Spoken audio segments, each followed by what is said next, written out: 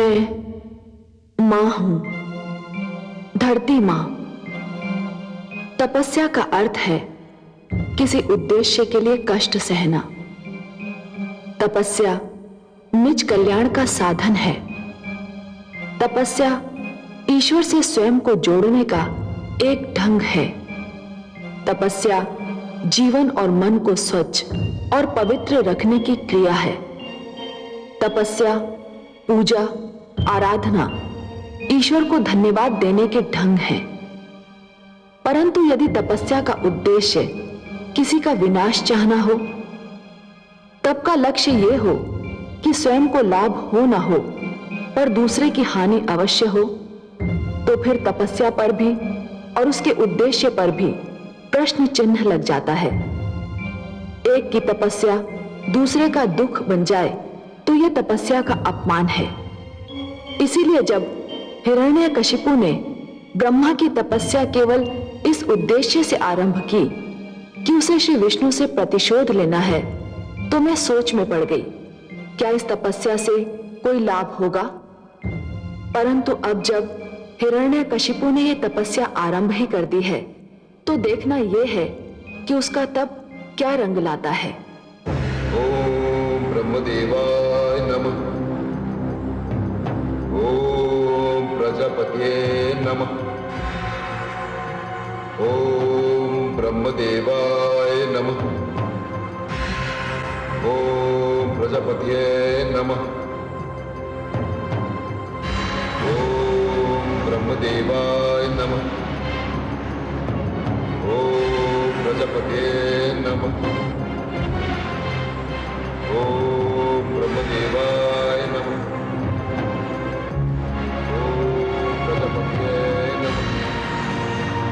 ओम ब्रह्मदेवाय नमः।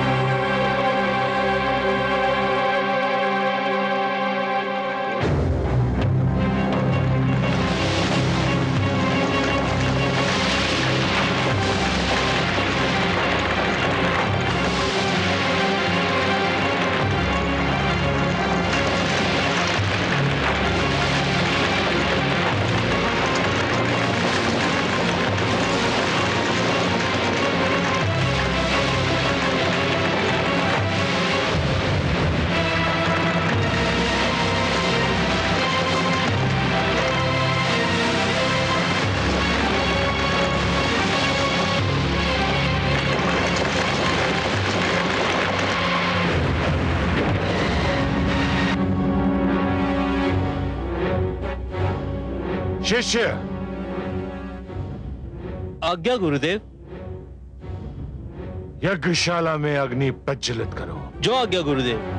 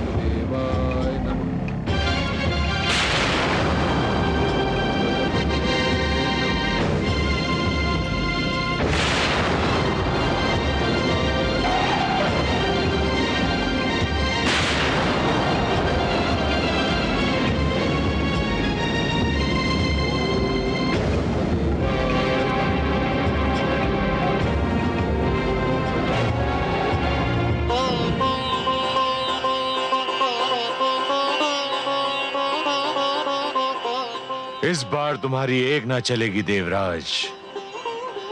मेरी शक्ति मेरे शिष्य की हर पल रक्षा करती रहेगी। तुम उसकी तपस्या कदापि भंग नहीं कर सकते, कदापि नहीं। कोई शक्ति के आधु और उसके पुत्र की रक्षा कर रही है। अब तो एक ही उपाय रह गया है। हिरण्यकशिपु बच गया, पर उसका परिवार नहीं बचेगा। अर्थात ये कि उसकी पत्नी केआदु पुत्र को जन्म देने वाली है। हम केआदु पर प्रहार करेंगे, उसके पुत्र को समाप्त कर देंगे। ये समाचार सुनते ही हिरण्यकशिपु को अपनी तपस्या भंग करनी पड़ेगी। पर हे देवराज, उसकी पत्नी और पुत्र ने हमारा क्या बिगाड़ा है? उसका पुत्र तो अभी गर्भ में है, अभी उसका जन्म भी नहीं हुआ। समझने का प्रयत्न कीजिए वरुण देव, समझने का प्रयत्न कीजिए। वो जन्म लेगा तो अपने पिता की ही परंपरा को आगे बढ़ाएगा। जिस प्रकार हिरण्यकशिपु उन्मुक्त अनाचार, व्यभिचार और अत्याचार में अपने भ्राता हिरण्याक्ष को पीछे छोड़ गया, उसी प्रकार उसका यह पुत्र भी अपने पिता को पीछे छोड़ देगा। और हमें तो यूं भी हिरण्यकशिपु के पूरे वंश को समाप्त करना है। तो फिर देवराज, अब हमारे लिए क्या आदेश है? अग्निदेव, आप वहां पहुंचे जहां केआदु है और उस पर ऐसा अग्नि बाण मारिए कि शिशु गर्भ में ही दम तोड़ दे। जाइए, इस कार्य में विलंब न हो। जो आगे देवराज।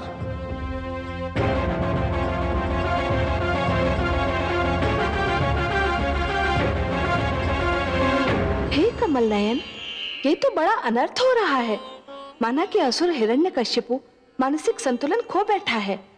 उसने मानव लोक में आतंक फैला रखा है, परंतु इसके उत्तर में किसी बालक से जन्म लेने का अधिकार ही छीन लेना, किसी माता के गर्भ को छलनी कर देना तो घोर अन्याय है, अत्याचार है, नृशंसता है। मैं आपसे सर्वथा सहमत हूं महादेवी।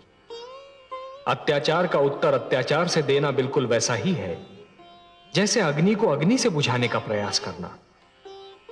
अत्याचार का दंड अवश्य देना चाहिए, पर केवल अत्याचारी को, पापी को, उसके परिवार के सदस्यों को नहीं। और ऐसे सदस्य को तो कदापि नहीं जिसने अभी जन्म ही न लिया हो, जिसे अपने पिता के पाप का ज्ञान ही न हो। हे कमल नयन, मेरी समझ में नहीं आ रहा कि मैं क्या करूं। एक और केआदु की कोख में पलते बालक को लेकर मैं चिंतित हूं, तो दूसरी ओर निर्दोष मानवों पर हो रहे अत्याचार को देखकर मैं व्याकुल हूं। मैं आपका दुख समझता हूं महादेवी। यदि ऐसी स्थिति बन जाए कि दो परस्पर विरोधी गुटों की लड़ाई में दोनों ही पक्षों के केवल निर्दोष और असहाय तत्व ही अत्याचार और आतंक के लक्ष्य बन जाएं, तो हर उदार मन तड़प उठता है। फिर आपके पास तो मां का हृदय है। हिरण्यकशिपु और देवराज दोनों ही अनुचित कार्य कर रहे हैं और उन्हें एक साथ केवल आप ही रोक सकते हैं। देवराज उस मां के गर्भ में पल रहे बालक को कुछ भी क्षति नहीं पहुंचा पाएंगे। मैं आपको यह वचन देता हूं। और हिरण्यकशिपु का आतंक, उसे आप नहीं रोकेंगे? उसने तो मानवों का श्वास लेना भी दुर्लभ कर रखा है। हे महादेवी, जिस प्रकार दीपक जिस अंधकार को मिटाता है, वो अंधकार उसी के नीचे जा छुपता है, उसी प्रकार कभी कभी सत्य को असत्य के नीचे और पुण्य को पाप के नीचे ही शरण मिलती है। एक पापी सत्य को संसार से मिटाने की धुन में यह भूल जाता है कि सत्य तो वहां भी पल सकता है जहां कभी उसने सोचा ही न था। कदाचित उसके अपने घर में। मैं समझी नहीं सर्वेश्वर। असुर राज हिरण्यकशिपु ने मेरा नाम लेने वालों को समाप्त करने का प्रण किया है। उसका दंड यह है महादेवी कि मेरा सबसे बड़ा नाम लेवा उसी के घर में जन्म लेगा, उसके अभिमान को स्वयं उसका रक्त ललकारेगा। आप तो बस देखती जाइए महादेवी, उसी के बालक के रूप में एक ऐसी कहानी जन्म लेने वाली है जिसे संसार कदापि नहीं भूल पाएगा। महादेवी, जिस प्रकार विष ही विष का अंत भी करता है, उसी प्रकार असुरों के आतंक का अंत असुर पुत्र ही करेगा। उस बालक की कयाधु के गर्भ में रक्षा और हिरण्यकशिपु के आतंक का अंत दोनों ही मेरे हाथों में है, और ये दोनों कार्य मैं करूंगा। आप तो रहस्यों के रहस्य हैं, भेदों के भेद। पर अब मुझे संतोष हो गया है कि आप मेरी सारी चिंताएं अवश्य दूर कर देंगे।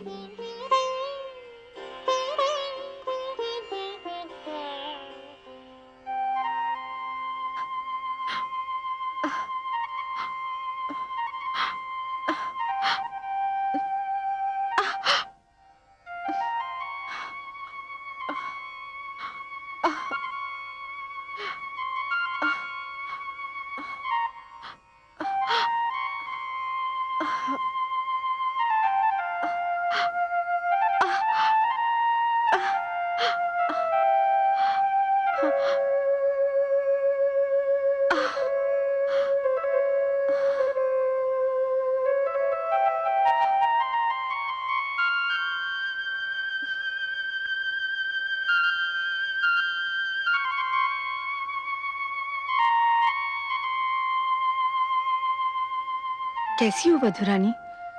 मेरा मन बहुत घबरा रहा है माते। इन दिनों में बहुधा ऐसा ही होता है।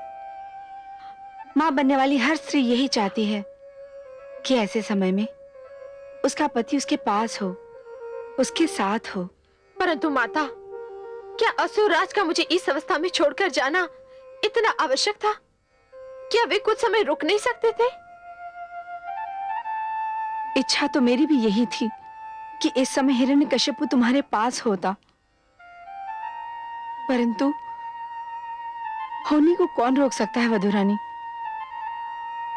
पुत्र हिरण्याक्ष के वध के शोक ने पुत्र हिरण्यकशिपु की कुछ और सोचने समझने की शक्ति को समाप्त कर दिया है। परंतु तुम चिंतित क्यों होती हो? तुम अकेली नहीं हो, मैं हूं ना तुम्हारे साथ। तुम्हें भयभीत होने की कोई आवश्यकता नहीं। तुम पर कोई विपदा नहीं आ सकती। माते, न जाने क्या होने वाला है। मुझे बहुत ही भय लग रहा है। धीरज रखो वधुरानी, अब तुम विश्राम करो।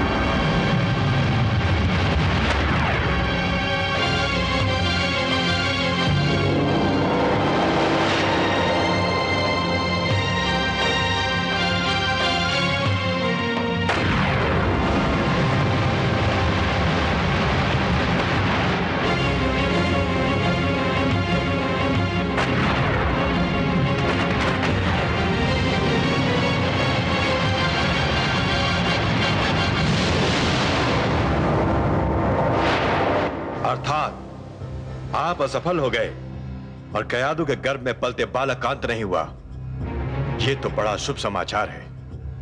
हाँ देवराज, अब तो लगता है कि वो बालक जन्म लेकर ही रहेगा। नहीं नहीं अग्निदेव, भाग्यवश हिरण्यकशिपु की तपस्या अभी समाप्त नहीं हुई है। इससे पहले कि वो अपना तप समाप्त करे, हम असुरलोक पर आक्रमण कर देंगे और उस पर अधिकार कर लेंगे। तत्पश्चात कयादू को बंदी बना लेंगे। आइए मेरे साथ।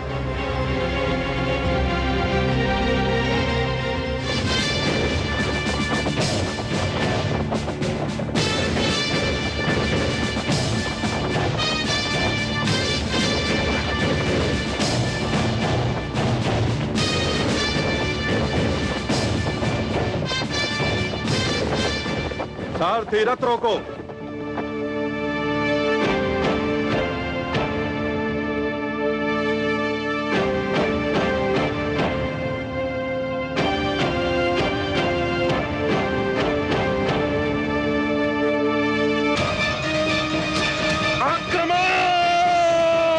आक्रमण करो।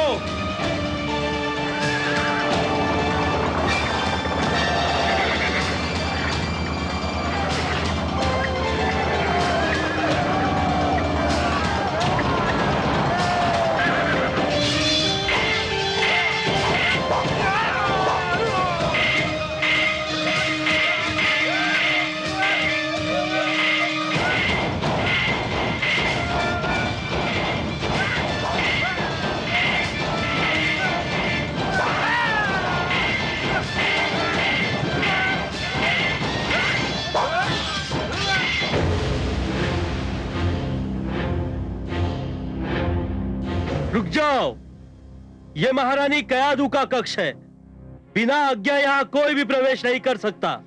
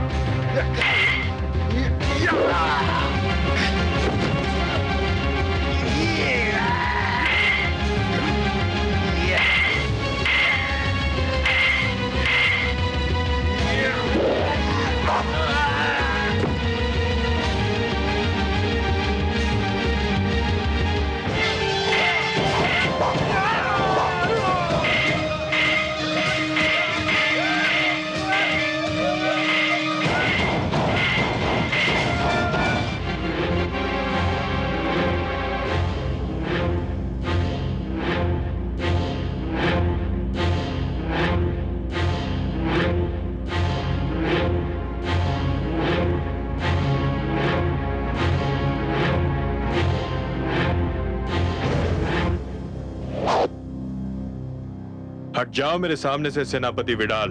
नहीं देवराज, मेरे जीवित रहते आप महारानी कयादू के कक्ष में प्रवेश नहीं कर सकते। प्रवेश तो मैं करूंगा। अब यदि इसके लिए तुम्हारा जीवित न रहना आवश्यक है तो फिर ऐसा ही होगा, परंतु मेरा परामर्श मानो तो आत्महत्या मत करो। मुझे अंदर जाने दो। मैंने अपने महाराज हिरण्यकशिपु को वचन दिया है कि अपनी अंतिम सांस तक महारानी की रक्षा करूंगा, और वचन मैं निभाना भी जानता हूं।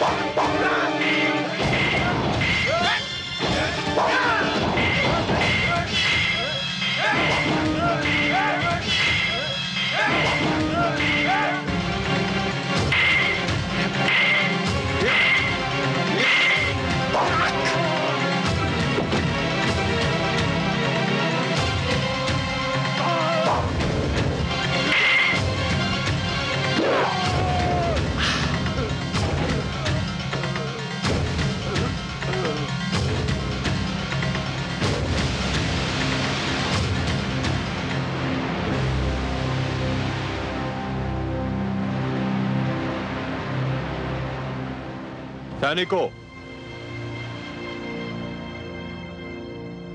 संपूर्ण असुरलोक को पूरी तरह तहस नहस कर दो, कुछ भी बचने न पाए। मैं महारानी कयाधु के कक्ष की ओर जा रहा हूं। ध्यान पूर्वक मेरे आदेश का विलंब पालन हो। जाओ।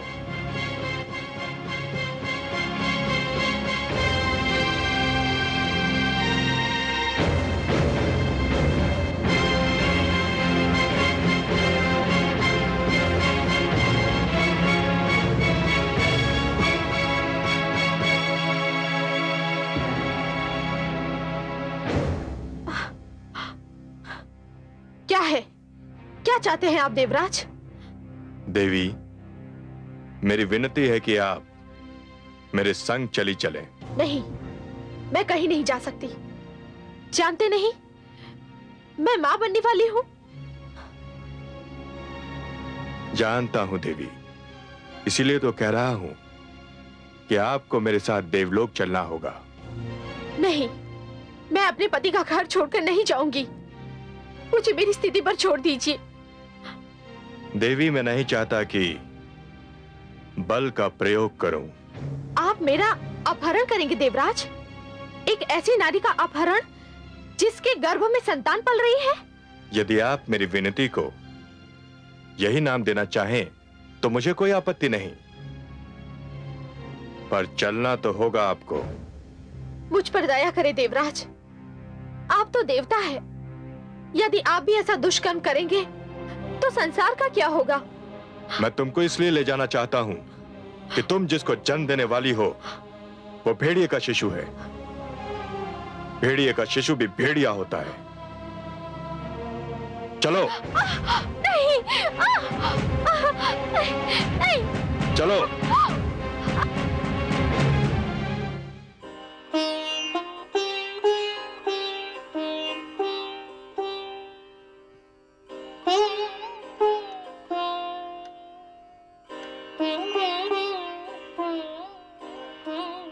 मैं आपका दुख समझ रहा हूं प्रिय।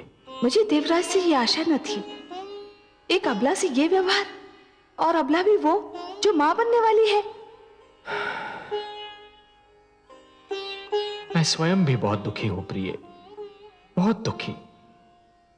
नारी का अपहरण, फिर चाहे कोई भी कारण क्यों ना हो, कोई भी स्थिति क्यों ना हो, फिर चाहे कोई नीति या कूटनीति का अंश ही क्यों ना हो, परंतु एक महान पाप है, एक अक्षम्य अपराध है। और यदि ये पाप या अपराध देवगण ही करने लगे तब तो फिर अंधेर है। देवता मानव के आदर्श हैं, और यदि देवता ही दुराचार करने लगे तो मानव किसका अनुसरण करेगा? कयाधु को बचाइए देवेश्वर, कयाधु को बचाइए। नहीं, चलो। नहीं, नहीं, नहीं। आओ, आओ मेरे साथ। आओ मेरे साथ। नारायण नारायण। क्षमा करें देवराज, मैं कदाचित अनुचित समय पर आ गया। आप ये जो महान कार्य कर रहे हैं, इसमें संभवतः मैंने बाधा डाल दी। मुझे इसका खेद है। आप व्यंग कर रहे हैं देवर्षि। मुझ में इतना साहस कहां देवराज कि मैं आप जैसे महान व्यक्तित्व पर व्यंग करूं। आप देवताओं के राजा हैं, सबको चरित्रवान बनने, सत्य मार्ग पर चलने के उपाय बताते हैं। आप पर तो वही व्यक्ति व्यंग कर सकता है जिसे अपने प्राणों की चिंता न हो। पर मैं क्या पूछ सकता हूं देवराज कि ये आप क्या कर रहे हैं और क्यों कर रहे हैं? इस नारी के गर्भ में एक पुत्र पल रहा है। यह मां बनने वाली है। ये कोई नया समाचार नहीं है देवराज। हर स्त्री विवाह के उपरांत कभी शीघ्र कभी देरी से मां तो बनती ही है। जानता हूं देवर्षि, पर इसके गर्भ में हिरण्यकशिपु जैसे अत्याचारी का पुत्र है। पुत्र तो पुत्र ही होता है देवराज, वह चाहे सदाचारी का हो चाहे अत्याचारी का। आप इस नारी का करेंगे क्या देवराज? इसको बंदी बनाकर रखूंगा और जब ये पुत्र को जन्म देगी तो उसका वध कर दूंगा। इसलिए देवराज, क्योंकि यदि मैं आपको बधाई दूं तो इसका अर्थ यह होगा कि मैं आप में और हिरण्याक्ष में कोई अंतर नहीं समझता। उसने भी एक नारी धरती का अपहरण किया था। और यदि मैं शोक प्रकट करूं तो कहीं आप रुष्ट न हो जाएं। वैसे देवराज, आपने अग्निदेव को भेजकर कयाधु के गर्भ में पलने वाले बालक का वध करना चाहा था। उस अभियान का क्या हुआ? वो अभियान असफल हो गया। क्यों? कैसे असफल हो गया? किसी शक्ति ने उसकी रक्षा की थी। नारायण नारायण। तो आपको विश्वास है देवराज कि जिस शक्ति ने इस बालक के जन्म लेने से पहले उसकी रक्षा की थी, वह इसके जन्म लेने के उपरांत उसकी रक्षा नहीं कर पाएगी। आप कहना क्या चाहते हैं देवर्षि?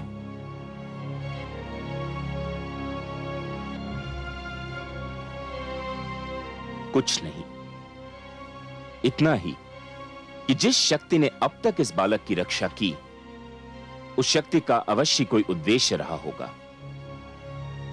हो सकता है एक ऐसे बालक का जन्म हो जो असुरों का इतिहास ही बदल दे, उनकी नीतियां बदल दे। मेरा परामर्श स्वीकार करें देवराज, इस अबला को छोड़ दें। नारी का अपहरण एक घिनौना और एक अप्रिय कार्य है, फिर वह कार्य देवता के ही हाथों क्यों न हुआ हो। आप जिनको प्रसन्न करने के लिए यह कार्य कर रहे हैं, उन्हें कोई प्रसन्नता नहीं होगी। छोड़ दीजिए इस अबला को।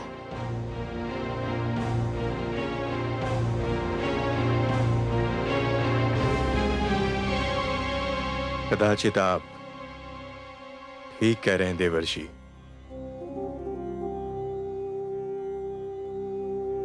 क्रोध की भावना मुझसे एक अनुचित कार्य करवा रही थी। आपको धन्यवाद कि आपने मेरा मार्गदर्शन कर दिया। सत्य है कि आप महानतम मार्गदर्शक हैं। देवी, मैं आपसे क्षमा मांगता हूं। जाइए, अब आप मुक्त हैं। पर मैं कहां जाऊं देवराज? आपने तो समस्त असुर लोक को तहस नहस कर दिया है। आप इसकी चिंता ना करें देवी। मेरी कुटिया किस दिन काम आएगी। वहां राजभवन जैसा सुख तो नहीं, पर आपकी रक्षा मेरा उत्तरदायित्व होगा। आइए, बालक के जन्म तक आप मेरी कुटिया में पधारें। आइए, चलिए।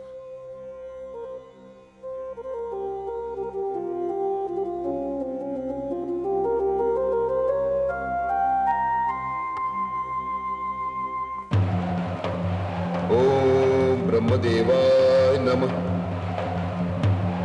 ओम प्रजापते नमः। ओम ब्रह्मदेवाय नमः। ओम प्रजापते नमः।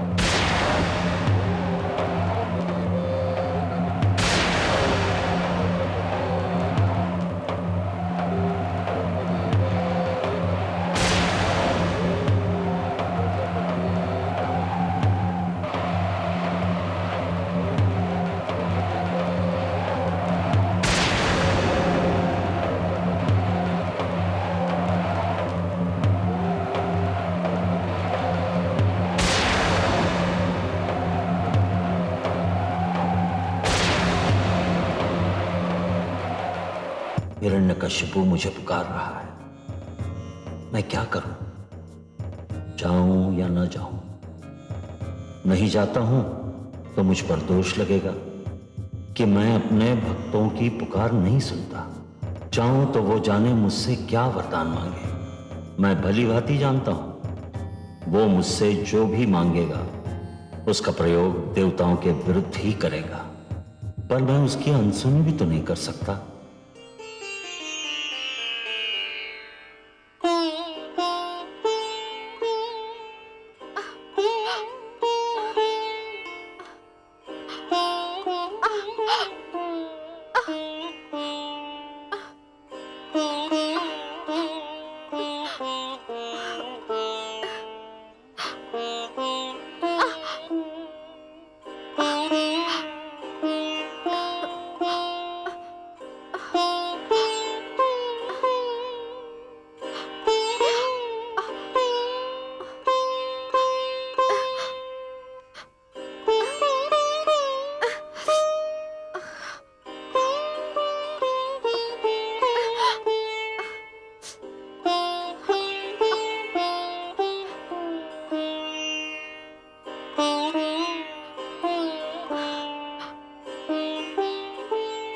देवी,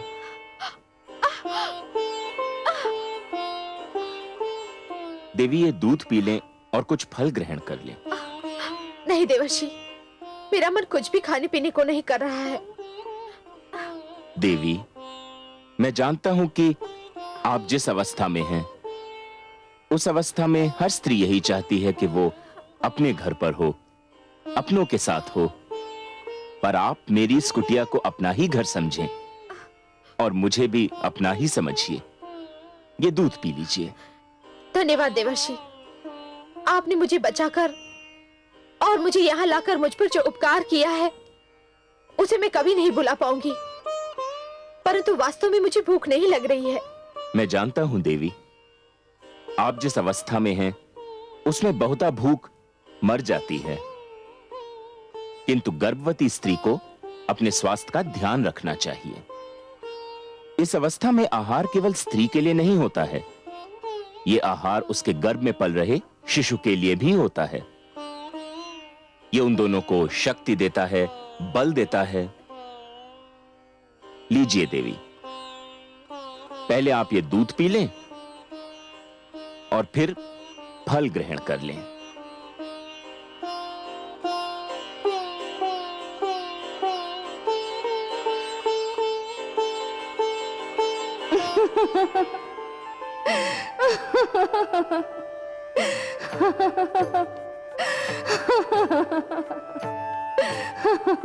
क्या हुआ महादेवी? हे कमल नयन, हमारे देवर्षि तो कयाधु को ऐसे समझा रहे हैं और उसकी इस प्रकार सेवा कर रहे हैं जैसे कि वो बहुत ही अनुभवी और जानकार व्यक्ति हो। विराजिए, महादेवी देवर्षि जो कर रहे हैं उसका संबंध अनुभव और ज्ञान से नहीं है, प्रेम और सहानुभूति की भावना से है। कोई भी यदि जीवन से प्रेम करने लगे, मन में प्राणियों के प्रति सहानुभूति की भावना रखे, तो प्रकृति आप ही सब कुछ सिखा देती है, सब कुछ समझा देती है। यदि मन में एक दूसरे के प्रति प्रेम, सद्भावना और सहानुभूति जागे, तो ज्ञान का मार्ग खुल जाता है। प्रेम के 2.5 अक्षर, परंतु ज्ञान के सबसे महान भंडार हैं।